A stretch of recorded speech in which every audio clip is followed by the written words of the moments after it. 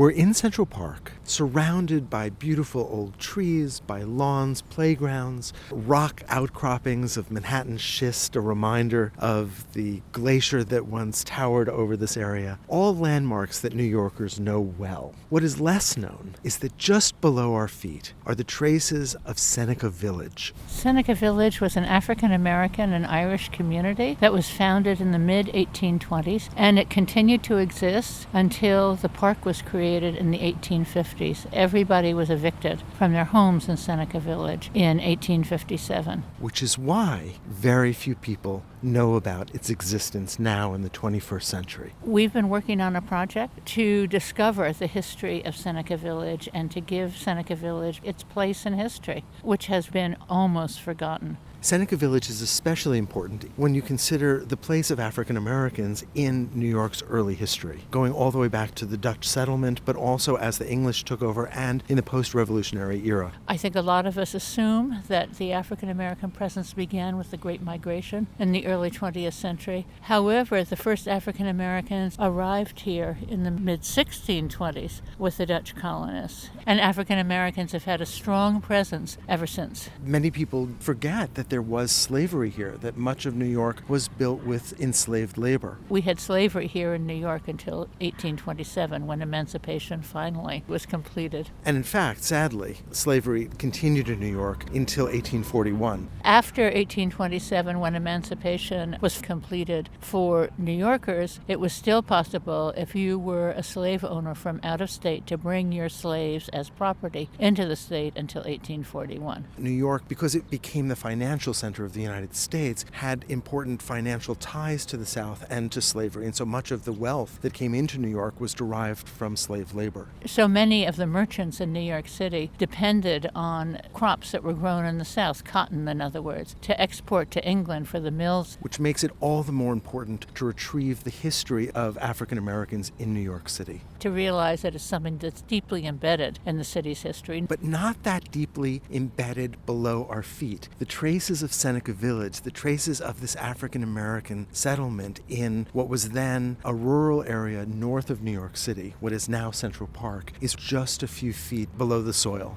This had been a farm that was parceled out soon after the Commissioner's Plan, what is known as the Grid Plan of New York, was laid out. Individual parcels for individual houses were set out for sale. Those parcels were sold in some cases to African Americans. There were a lot of landowners in the city who would not sell land to African Americans, so this provided an enormous opportunity. The purchase of land not only bought you a piece of property, one also was purchasing the right to vote. There was an amendment to the New York State Constitution that said that if you were an African American male, you would be able to vote if you owned $250 or more property, and if you had resided in New York for more than 3 years. And of course, you had to be male. And we also think that it was a black middle class community. We know, for example, that skilled tradesmen worked here. We've identified one of the inhabitants as a cooper, that is, as a man who made barrels. To be a member of the Euro-American middle class, one had to have a job which did not involve manual labor.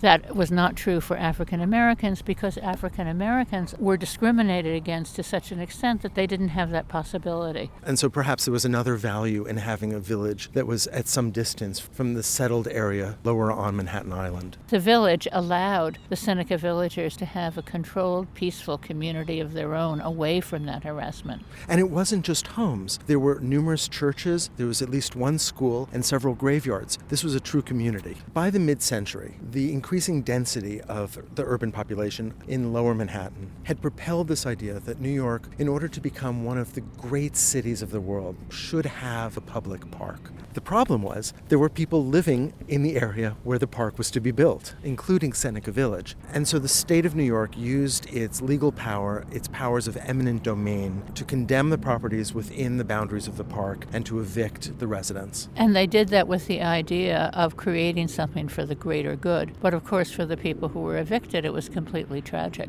And coincidentally, at the time, was a moment when there was a horrible economic depression in New York. It was a very hard time to lose your home and to have to start over again. We know from census records that there were more than 250 people that lived in Seneca Village at its height. And this included not only African Americans, but also European immigrants. At the time that everybody had to move, 2/3 of the population was African American, but 1/3 of it was of European descent, mostly Irish. And this makes sense because this is in the years immediately after the potato famine and the great wave of immigrants that left Ireland for the U.S. What I find most troubling is that the very memory of the village was virtually lost. Until the very late 1980s and early 1990s, Seneca Village was gone from popular memory. So it's only towards the end of the 20th century that the memory of Seneca Village is resurrected. And thanks to the field work that you and your team undertook, we can much more accurately locate that history in place and with artifacts. The artifacts that we found are really important because we can imagine the people of Seneca Village having their meals. We can look at their dishes and see that they were similar in terms of their patterns to people of European descent and how they were different. So by locating the foundations of the homes, of the churches, of the remains of the graveyards, by locating some of the artifacts, these allow us to reinsert this important chapter of American history back into our cultural consciousness. To make African Americans part of the larger narrative of American history.